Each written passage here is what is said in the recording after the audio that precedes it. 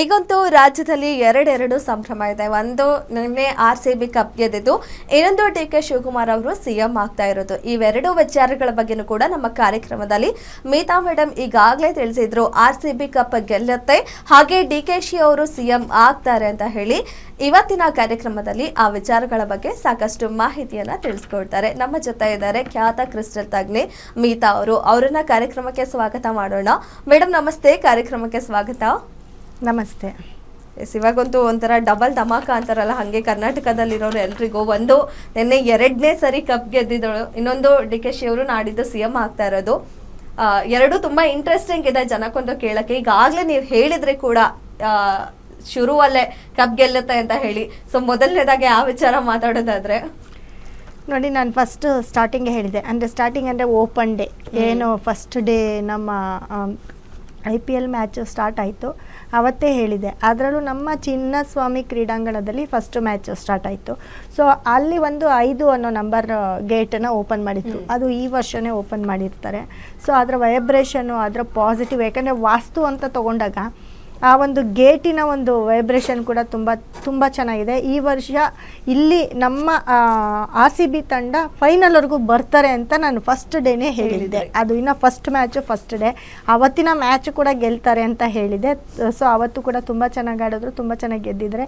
ಅದರಲ್ಲೂ ನಮ್ಮ ಬೆಂಗಳೂರಲ್ಲಿ ಆಡಿದಿದ್ರೆ ಫೈನಲ್ಸು ಇನ್ನೂ ತುಂಬ ಚೆನ್ನಾಗಿ ಆಡ್ತಾಯಿದ್ರು. ಯಾಕಂತಂದರೆ ಈ ಒಂದು ಇದು ಓಪನ್ ಆಗಿರೋದು ಮತ್ತು ಈ ಇದರಲ್ಲಿ ಬೆಂಗಳೂರಲ್ಲಿ ಯಾವಾಗ ಇಲ್ಲಿ ಆಟ ಆಡಿದ್ದಾರೆ, ಅದು ಎಲ್ಲೋ ಒಂದು ಕಡೆ ಇವ್ರಿಗೆ ಆ ಒಂದು ಗ್ರೌಂಡ್ ಪಾಸಿಟಿವ್ ಆಗಿದೆ. ಅಂದರೆ ಈ ವರ್ಷಕ್ಕೆ ಅದು ಪಾಸಿಟಿವ್ ಆಗಿದೆ. ಜೊತೆಗೆ ಒಂದು ವಾಸ್ತು ಕೂಡ ತುಂಬ ಚೆನ್ನಾಗಿ ಹಚ್ಚಿ ಬಂದಿದೆ. ಅದರಲ್ಲೂ ನೋಡಿ, ಈ ಒಂದು ಮ್ಯಾಚ್ RCB ತಂಡ ಫೈನಲ್ಗೆ ಬಂದಿದ್ದಾರೆ. ಫೈನಲ್ಗೆ ಬರುತ್ತೆ ಅಂತ ಸ್ಟಾರ್ಟಿಂಗೇ ನಾನು ಹೇಳಿದೆ. ನಾನು ಹೇಳಿರೋದು ಕೂಡ ನಿಜ ಆಗಿದೆ. ಯಾಕಂದರೆ ಇದು ಒಂದಿನದ್ದಲ್ಲ, ಡೇ ಒನ್ನಿಂದ ಕೂಡ ನಾನು ಎಲ್ಲೂ ಕೂಡ ಒಂದು ಸತಿನೂ 50-50 ಹೇಳಲೇ ಇಲ್ಲ. ಅದರಲ್ಲಿ ಬರುತ್ತೆ ಫೈನಲ್ಸ್ ಬಂದೇ ಬರುತ್ತೆ ಅಂತ ಕಡಾ ಕಂಡೀಷನ್ ಆಗಿ ಹೇಳಿದ್ದೆ. ಇನ್ನು ಫಸ್ಟ್ ಮ್ಯಾಚ್ಗೂ ಫೈನಲ್ಸ್ಗೂ ಎಷ್ಟು ಅಂತರ ಇರುತ್ತಲ್ವಾ, ಹಾಗಾಗಿ ಆಮೇಲೆ ಈ ಒಂದು ಡೇಟ್ ಆಫ್ ಬರ್ತ್ ಏನಿದೆ ನಮ್ಮ RCB ತಂಡದ ಆಟಗಾರರ ಡೇಟ್ ಆಫ್ ಬರ್ತು, ಅದು ಕೂಡ ನಿನ್ನೆ ಫೈನಲ್ಸ್ ಏನು ನಡೀತು ನಿನ್ನೆ ಡೇಟಿಗೆ. ಯಾಕಂದರೆ ನಿನ್ನೆ ಬಂದು 4-1 ಕಾಂಬಿನೇಷನ್ ಆಗಿರುತ್ತೆ ಸಂಡೇ. ಸೊ ಈ ಡೇಟಿಗೆ ನಮ್ಮ ಆಟಗಾರರ ಡೇಟ್ ಆಫ್ ಬರ್ತ್ ಎಲ್ಲವೂ ಕೂಡ ನೀಟಾಗಿ ಮ್ಯಾಚ್ ಆಗಿದೆ. ಅವರ ರಾಶಿಯ ನಕ್ಷತ್ರ ಆಗಿರ್ಬೋದು, ಡೇಟ್ ಆಫ್ ಬರ್ತ್ ಆಗಿರ್ಬೋದು, ತುಂಬ ಚೆನ್ನಾಗಿ ಮ್ಯಾಚ್ ಆಗಿತ್ತು. ಆದರೆ ಏನು GT, ಯಾಕಂದರೆ ಫೈನಲ್ಸ್ವರೆಗೂ ಬಂದಿದ್ದಾರೆ ಅಂತ ಅಂದರೆ ಗುಜರಾತ್ ಟೈಟನ್ಸ್ ಅವರು ಏನು ಸಾಮಾನ್ಯ ಅಲ್ಲ. ಯಾಕಂದರೆ ತುಂಬ ಸ್ಟ್ರಾಂಗ್ ಟೀಮ್ ಇರೋರೆ ಫೈನಲ್ಸ್ವರೆಗೂ ಬರ್ತಾರೆ. ಅವರು ಎಲ್ಲರನ್ನೂ ಇದು ಮಾಡಿಕೊಂಡು ಫೈನಲ್ಸಿಗೆ ಬಂದಿದ್ದಾರೆ.